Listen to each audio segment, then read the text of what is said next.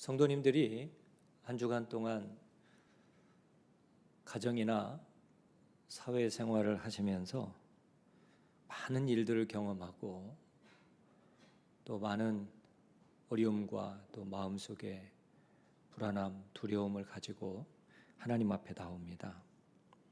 성도님들이 하나님 앞에 나와서 예배드리는 이유는 하나님께서 이 시간에 우리에게 주시는 하나님의 말씀을 듣고자 하는 열망이 여러분들의 가슴 속에 있습니다. 성도님들의 열망은 바로 그런 것이고, 또 목회자의 열망은 그렇게 힘들고 어렵게 세상에서 살아가는 성도님들이 이 한 시간의 짧은 예배를 통해서 어떻게 하면 하나님의 충만함을 가슴에 채우고 또한 은혜를 받고 집으로 또 세상으로 파송을 해야 되는가 하는 그러한 고민이 목회자의 고민입니다. 그래서 한 주간 동안 우리 성도님들이 잘 드실 수 있는 영적인 양식을 준비하는데 목회자들은 최선을 다하고 있습니다. 오늘 말씀 가운데 하나님의 소원이라고 하는 제목인데, 천국만이 내 집은 아닙니다 라고 하는 책이 있습니다. 예수 믿는 우리에게 천국은 당연히 우리가 이 세상을 떠나서 살아야 될 집입니다. 그러나 천국만이 우리 집이 아니라 또 하나의 집이 있는데 바로 그것은 세상에 있는 여러분들의 집입니다. 이 세상은 우리가 천국의 집에 갈 때까지 살아야 되는 우리의 집입니다. 그러니까 좋든지 싫든지 간에 우리는 이 땅에서 열심히 살아야 되는 것이죠. 미국에서 열심히 살아가던 산 맥스라는 사람이 있었습니다. 60살의 나이인데 45년 동안 양복 재단사로 한결같은 삶을 살아왔습니다.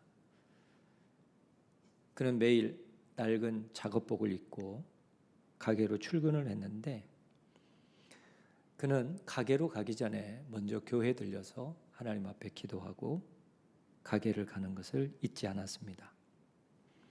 그런데 이 맥스에게 또 한 가지 버리지 못하는 그러한 습관이 있었는데, 그것은 출근을 하면서 매일 $1씩 복권을 사는 겁니다. 45년 동안 복권을 샀습니다. 그런데 어느 날 복권이 당첨이 된 거예요. 근데 그 액수가 어마어마합니다. 그래서 그것을 아내에게 얘기했더니 그 아내가, 여보, 평생 당신은 가정을 위해서 정말 힘들게 일만 했는데 좀 즐기면서 사십시다.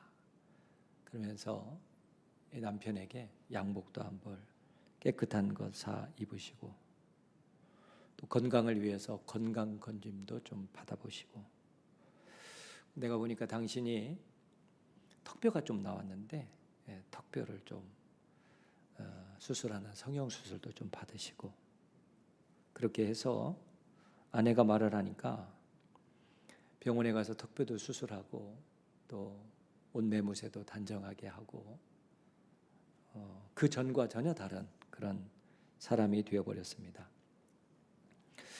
한참 기분이 좋은 이 맥스라는 사람이 움츠렸던 어깨를 펴고 길을 걸어가는데 웬일입니까? 자동차 한 대가 와서 달려오더니 그냥 맥스를 치고 말았습니다. 신앙생활을 잘했던 맥스였기 때문에 그가 하나님 앞에 가서 하나님께 따집니다. 하나님, 어떻게 그럴 수 있습니까? 저는 한평생 착하게 살아왔습니다. 하나님 앞에 기도하는 것, 예배하는 것 빠지지 않고 하나님 앞에 최선을 다해서 헌신한 것 하나님이 아시지 않습니까? 그런데 어떻게 제가 이 복권에 당첨이 돼서 좀 행복한 삶을 누려야 되는데 하나님 갑자기 나를 교통사고로 부르셨습니까? 그랬더니 하나님이 멈칫거리더니, 맥스야, 미안하다. 솔직히 내가 너를 못 알아봤다.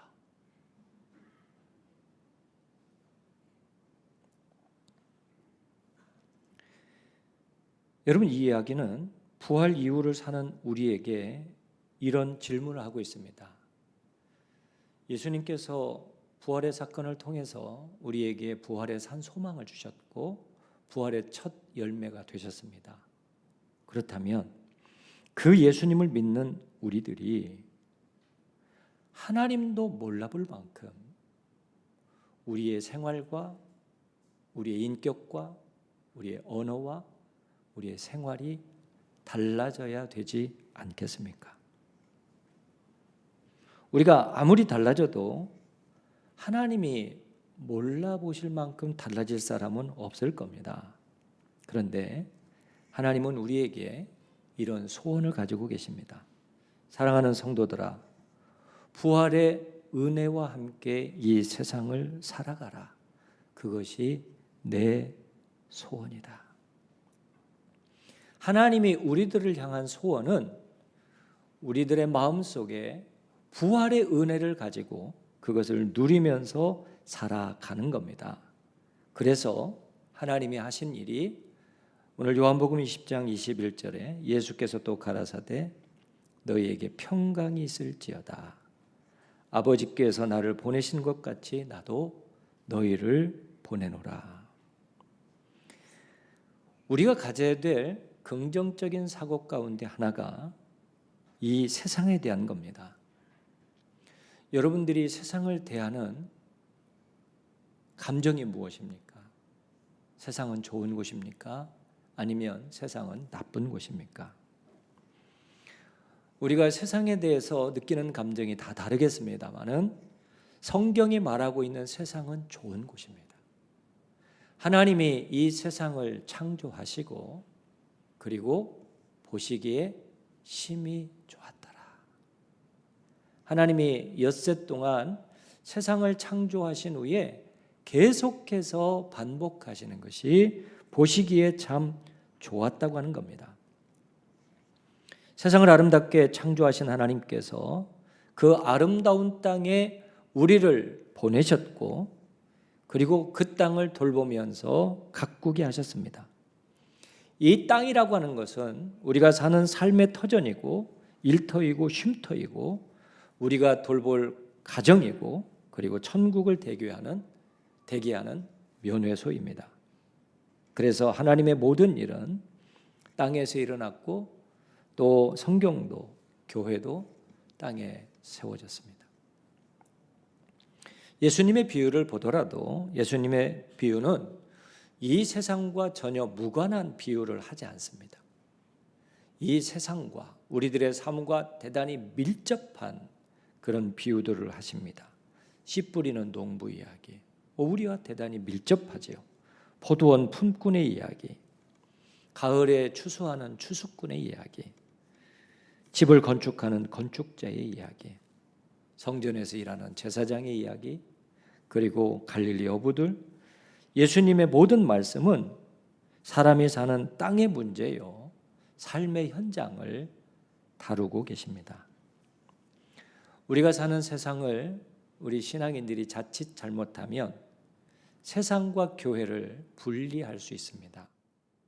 세상은 더러운 곳이고 교회는 거룩한 곳이고 하나님의 백성들은 거룩한 사람들이고 세상의 사람들은 멸망받아야 마땅할 존재로 생각합니다.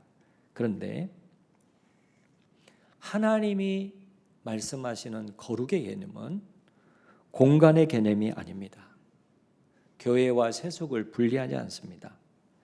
하나님이 말씀하시는 거룩, 하나님이 계시는 공간은 거룩한 곳입니다. 하나님이 거하지 않는 곳은 세속적인 곳입니다. 그들의 마음속에 하나님이 거하는 사람은 거룩한 하나님의 백성입니다. 그런데 하나님의 백성이라고 말하면서도 그의 속에 하나님이 거하지 아니하시면 그 사람은 거룩한 성도의 반열에 들 수가 없는 겁니다.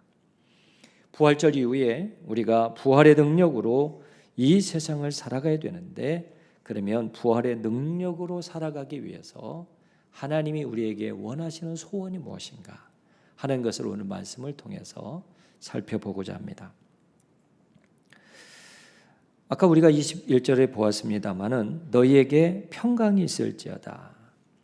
부활하신 주님께서 우리들의 주고자 하시는 가장 첫 번째 소원은 평강입니다. 왜 예수님께서는 제자들에게 가장 먼저 평강을 주시기를 원하셨습니까? 이 평강이라고 하는 것이 우선 나를 지탱하는 힘입니다. 우리가 다른 사람들에게, 우리 교회가 다른 교회에게, 다른 세상에게 영향을 끼치기 전에 가장 먼저 기초로 자리 잡아야 될 것이 평강입니다. 우리 성도님들의 마음속에 평강이 없으면 세상에 나갈 수 없습니다. 세상에 나가더라도 여러분들이 힘있고 능력 있는 신앙인으로 살 수가 없습니다. 내가 평강해야만 세상을 가슴에 품을 수 있습니다. 죽어가는 영혼들을 가슴에 품을 수가 있습니다. 교회도 마찬가지입니다. 평강한 교회가 세상을 변화시킵니다. 그래서 부활하신 예수님께서 우리 신앙인의 가장 본질적인 게 무엇이냐? 그것은 평강이라고 말하고 있습니다.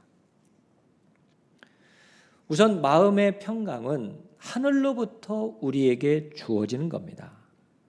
여러분, 부활이 바로 평강의 가장 완전체입니다. 예수님의 부활을 믿지 못한 제자들도 두려움 가운데 살았습니다. 오늘 19절 말씀에 보면 이날 곧 안식 후 첫날 저녁 때에 제자들이 유대인들을 두려워하여 문을 닫았더니, 제자들이 두려워 떨고 있습니다. 왜냐하면 예수님께서 십자가에 달려 죽으셨거든요.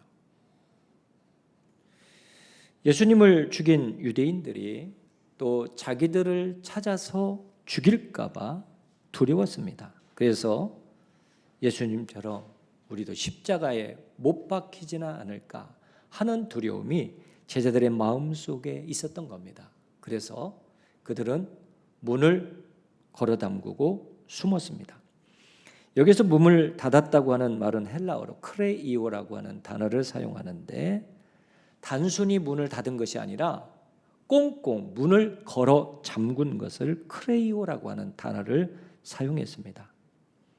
제자들이 두려운 것은 죽음에 대한 공포였습니다. 죽음이라고 하는 것은 늘 우리를 두렵게 합니다. 우리 성도님들이 질병에 대한, 죽음에 대한 두려움이 없다면 여러분 세상에 무서운 게 없을 겁니다. 혹시 저녁에 식사를 잘못해가지고 설사를 시작합니다. 그런데 그 설사가 웬만하면 하루 이틀이면 그쳐야 되는데 만약에 3, 4일, 일주일 지속된다고 생각해 보세요. 그럼 그때부터 이제 걱정이, 두려움이 찾아오는 것이죠. 혹시 나에게 큰 병이 찾아오는 것은 아닌가? 나에게 심각한 문제가 오는 것이 아닌가? 그리고 그 마지막 종착점이 죽음입니다. 그런데 부활이 뭡니까? 부활은 죽음의 공포로부터의 해방입니다. 죽으면 산다는 겁니다. 아니, 죽어도 산다는 겁니다. 이것이 부활 신앙입니다. 예수님께서 죽음을 이기셨으니 우리에게 죽음이 무슨 영향을 끼치겠습니까? 죽음은 죄의 심판입니다. 죽음을 이겼으니 죄도 이길 것이고 심판도 우리는 건너뛸 것입니다. 할렐루야. 이게 바로 부활이 우리에게 주는 평강이라고 하는 겁니다. 여러분, 평강은 감정적인 것이 아닙니다. 기분이 좋으면 평안하고 기분이 나쁘면 평안하지 않은 것이 아니라는 겁니다. 그럼 평강은 무엇에 기초하느냐? 부활하신 사실에 기초하는 겁니다. 예수님이 죽음의 권세를 깨트리고 부활하셨기 때문에 우리에게 죽음을 이길 수 있는 능력을 주셨고 부활의 첫 열매가 되셨습니다. 예수님이 부활의 첫 열매라고 하면 나도 죽으면 부활한다. 할렐루야. 이 부활의 사실에 근거한 평강이 우리에게 찾아오는 겁니다. 어떤 신학자가 이 부활의 첫 열매를 이렇게 설명합니다. 여러분, 20세기의 질병 중에 가장 무서운 질병 가운데 하나가 소아마비였습니다. 지금 21세기에는 메르스, 사스, 또 코로나 이런 질병이 무서운 질병 가운데 하나입니다만은 지금부터 우리는 지금 20세기와 21세기를 두 세기를 사는 행운을 누리고 있잖아요. 그 전 세기에는 이 소아마비라고 하는 질병이 정말 무서운 질병이었습니다. 1952년 한 해만 해도 수십만 명이 소아마비에 걸린 겁니다.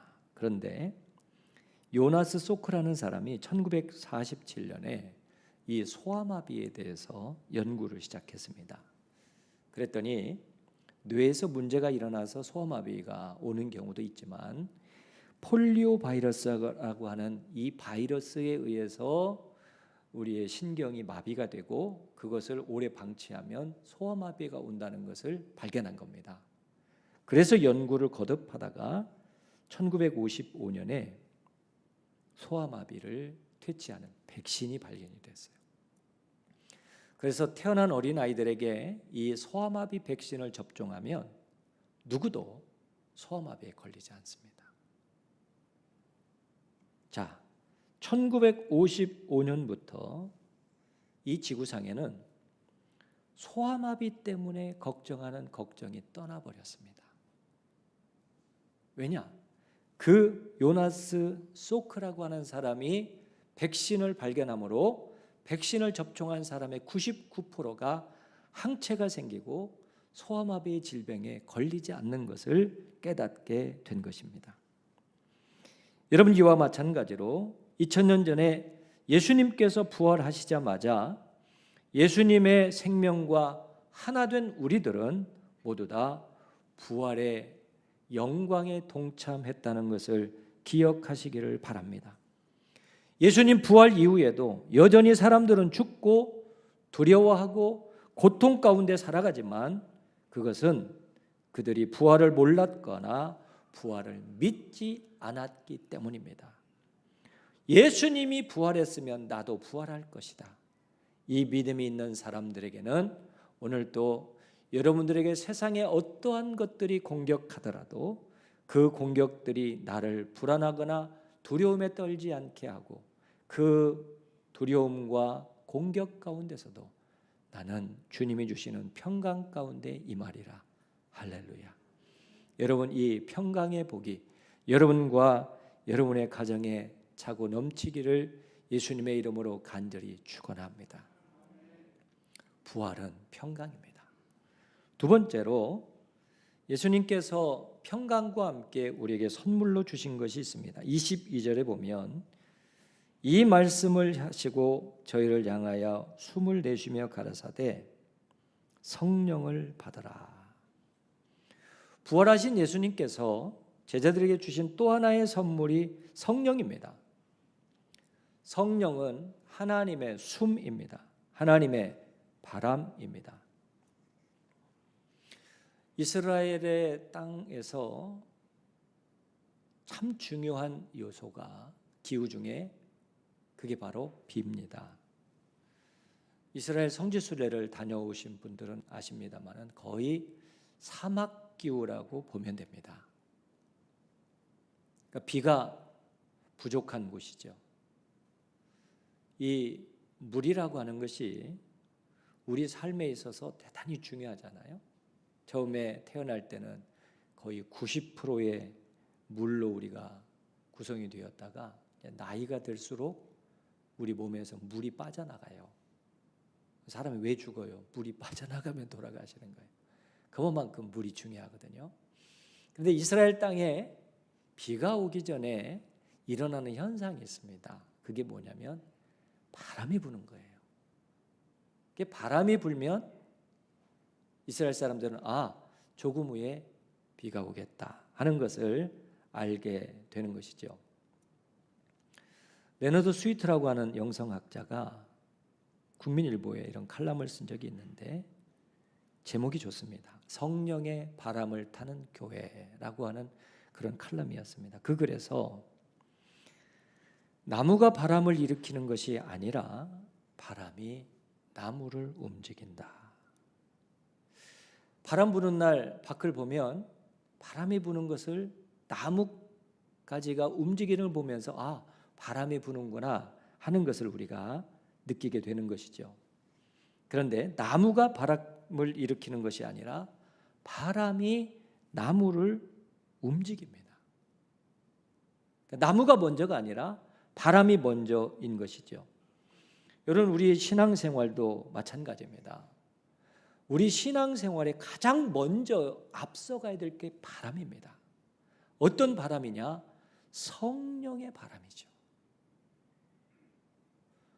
우리 성진교회가 새로운 50년을 꿈꾸는데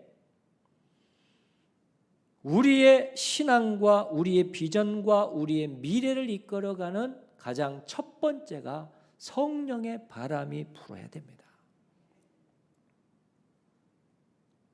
교회에서는 일을 하고 싶은 분들이 많이 계세요. 또 그런 가운데 교회 일을 하기 위해서 직분을 가지기를 소원하는 분들이 계세요. 그 교회의 직분 가운데는 집사님의 직분이 있고 안수 집사님의 직분이 있고 또 권사님의 직분이 있고 장로님의 직분이 있어요. 이 직분들이 주의 일을 하는데 가장 귀한 요소가 될 수 있어요. 여러분, 그러나 그 직분보다 앞서서 준비될 게 뭐냐?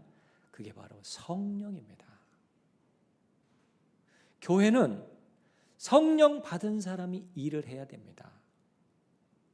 성령 받지 않은 사람이 직분을 감당하면 그것은 교회도 힘드는 일이요 본인들에게도 대단히 어려운 일이 됩니다. 성령이 충만하면 하나님의 불이 임할 때에 쉽게 불이 붙습니다. 그런데 이 안에 성령이 자리 잡고 있지 못하면 하나님의 불은 임하는데 그 사람에게는 유독 하나님의 임재가 내려오지 않는 것이죠. 오늘 우리 성도님들이 하나님 앞에 나와서 예배드립니다. 우리들이 하나님 앞에서 소원해야 될 가장 귀한 것은 하나님, 저에게도 성령의 충만함을 주시옵소서.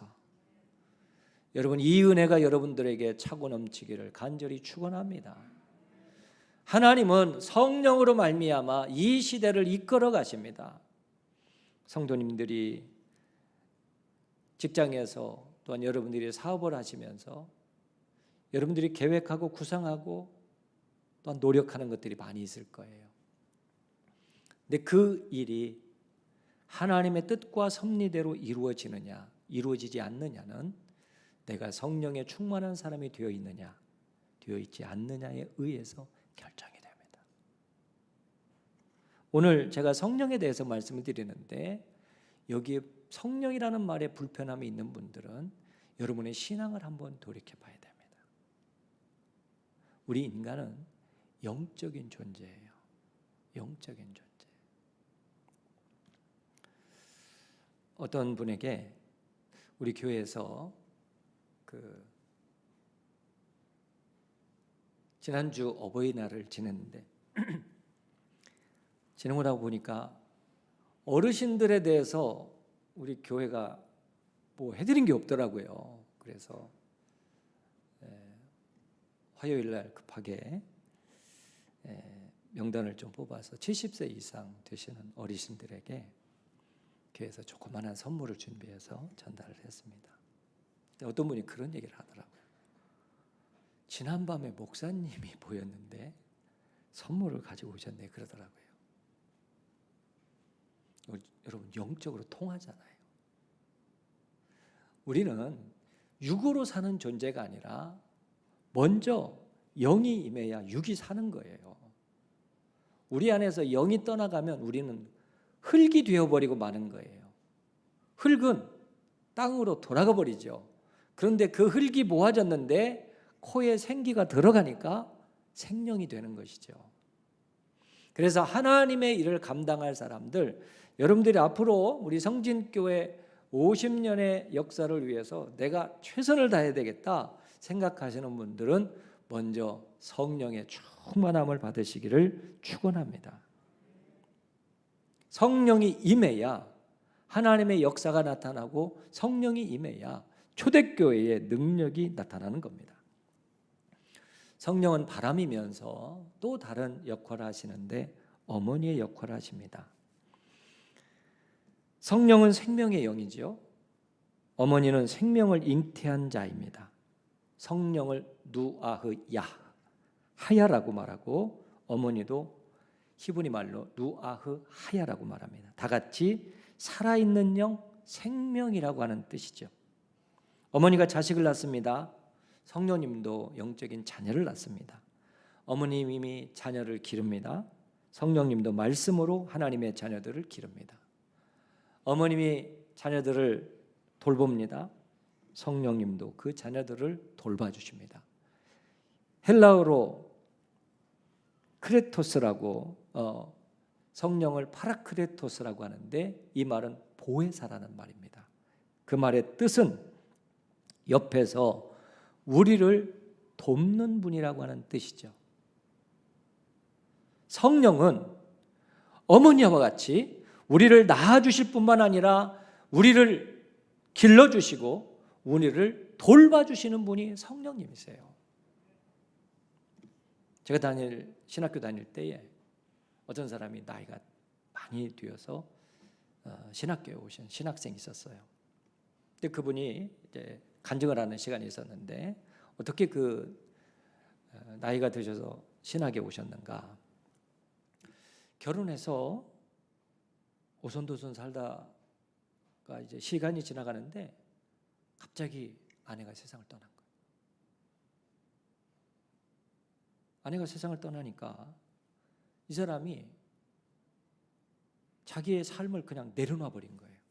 그래서 매일 술을 먹는 겁니다. 그 집에 돌아오지 않고. 그걸 갈수록 자기가 점점 폐인이 되어가는 것을 본인이 아는 것이죠. 그래서 어느 날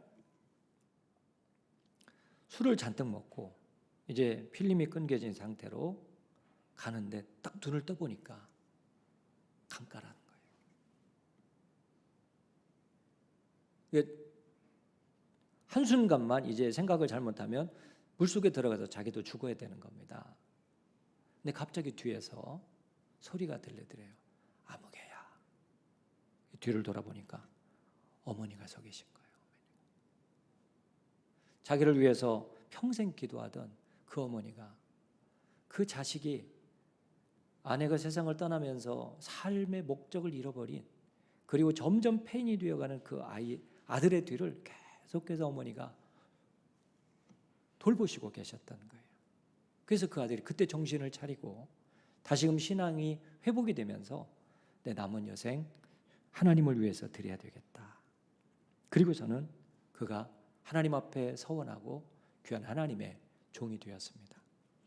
여러분, 우리가 살아가면서 여러분의 삶의 고난의 현장, 여러분이 정말 어렵고 힘들 때에 성령께서 여러분들을 낳아주셨고 여러분들을 길러주셨고 여러분들을 돌봐주신다는 것을 믿으시기를 바랍니다. 그러면 왜 성령이 우리를 이렇게 도와주시느냐 하는 겁니다. 마태복음 10장 16절에 보라 내가 너희를 보냄이 양을 이리 가운데 보냄과 같도다. 여러분, 하나님께서 우리를 세상에 보내시는데 우리는 양이고 세상은 누구라고요? 일이라고 말해요. 일이는 늑대를 말하죠. 늑대. 이 늑대는 혼자 사냥을 하는 법이 없습니다. 늑대는 떼를 지어서 사냥합니다.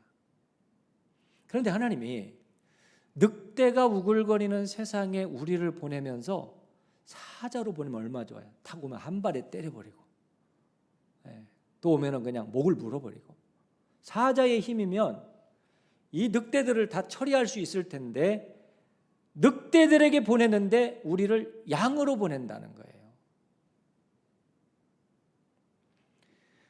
우리가 살아가면서 세상에서 수많은 공격을 당할 때가 있어요. 그런데 그 공격이 한 사람에 의해서 오는 게 아니잖아요. 그 사람과 여러 사람이 힘을 합해서 떼거지로 나를 공격해요. 무리를 지어서 나를 공격해요. 하나님 말씀에 그대로 되어 있잖아요. 세상은 늑대가 우글거리는 곳이에요. 이럴 수 있을까? 예, 그게 바로 세상이라고 하나님이 말씀하시잖아요. 그런데 우리를 늑대 가운데 보내는데 양으로 보낸다는 겁니다. 그러면서 하나님이 말씀하십니다. 요한복음 14장 18절, 내가 너희를 고아와 같이 버려두지 아니하고 너희에게로 오리라. 요한복음 14장 17절, 저는 너희와 함께 거하심이요 또 너희 속에 거하시겠음이니라. 하나님이 우리를 세상에 보내시는데 우리를 늑대 가운데 양으로 보내셨다는 것을 기억하셔야 돼요. 왜 우리를 양으로 보내셨어요? 이 세상의 늑대 가운데 살면서 목자를 의지하라는 것이죠. 양은 목자의 손 안에 있을 때에 어떠한 맹수의 공격도 다 막아낼 수 있습니다. 여러분, 흔히 여자들을 두고 남자들이 이런 말을 합니다. 여자가 결혼하기 전에는 비둘기고 결혼 초에는 양이었다가 10년 지나면 여우가 되고 그 다음에는 호랑이가 되고 마지막에는 사자가 된대요. 남자들 믿으십니까? 네. 표정들을 관리하시는군요. 그래서 이런 부부들은 10대는 서로 못 모르고 살고 20대는 신나서 살고 30대는 한눈 팔고 살고 40대는 마지못해서 살고 50대는 서로 늙어가는 것이 불쌍해서 살고 60대는 서로 필요해서 살고 70대는 고마워서 살고 80대에는 먼저 갈까 염려하며 산다는 거예요. 나이가 들수록 철이 드는 것이죠. 여러분, 가정에서도 늑대가 많으면 안 되고 호랑이와 사자가 많으면 안 돼요. 가정 안에서도 양이 돼야 돼요. 남편들도 양이 되어가야 되고 아내들도 양이 되어가야 됩니다. 주님이 우리를 양으로 늑대 속에 보내신 것은 끝까지 양으로 살다가 하나님 앞에 오라는 겁니다. 우리는 늑대처럼 살지만 늑대처럼 살아서는 안 됩니다. 하나님이 우리에게 성령을 보내주시면서 우리를 이리 가운데 양으로 보내주신 이유가 바로 거기에 있습니다. 그리고 우리를 세상에 파송하는 겁니다. 너네는 무엇으로 살아라? 양으로 살아라. 우리 기독교 역사에 보면 기독교가 사자로 산 기간이 있어요. 초대교회부터 300년 동안은 양으로 살았습니다. 수많은 사람이 순교하고 죽었습니다. 그때 교회가 왕성했습니다. 그런데 초대교회를 지나서 콘스탄틴이 기독교를 공인한 4세기부터 기독교는 엄청나게 부흥하고 세력이 어마어마해졌습니다. 여러분, 그때부터 교회가 타락했습니다. 교회 지도자의 타락은 처음에는 양으로 시작했다가 나중에는 사자가 되기 때문입니다. 교회도 마찬가지입니다. 교회가 타락하는 이유는 처음에는 양으로 시작했는데 나중에 보면 직분자들이 사자나 호랑이가 되어버리면 그 교회는 타락하는 겁니다. 세상을 이기는 비결은 양이 되어야 됩니다. 여러분 모두가 하나님 앞에 성령 충만 받으시고 그 충만한 성령을 통해서 여러분의 인격이나 여러분의 모든 삶의 환경이 양과 같이 온순해지시기를 예수님의 이름으로 부탁을 드립니다. 양이면 다 죽잖아요. 아닙니다. 목자가 계십니다. 하나님이 계시고 예수님이 계시고 성령님이 우리를 지키시고 돌보시고 인도해 나가시기 때문에 우리 모두는 성령 충만받고 양으로 살아갈 때에 여러분의 가정이 천국이 될 것입니다. 우리 성진교회가 천국이 될 것입니다. 양이 될 때에 하나님이 더 강력하게 여러분의 삶 속에 개입하셔서 여러분의 손을 들어주실 겁니다. 죽어서 천국이 아니라 살아서도 이 땅에서도 가정에서도 교회에서도 천국의 삶을 누리는 우리 성진교회 모든 교우들, 부활하신 예수님께서 너희들에게 평강을 주노라. 부활하신 예수님께서 너희에게 성령을 선물로 주노라. 그 부활하신 예수님께서 여러분들을 그 모습 그대로 세상에 보내십니다.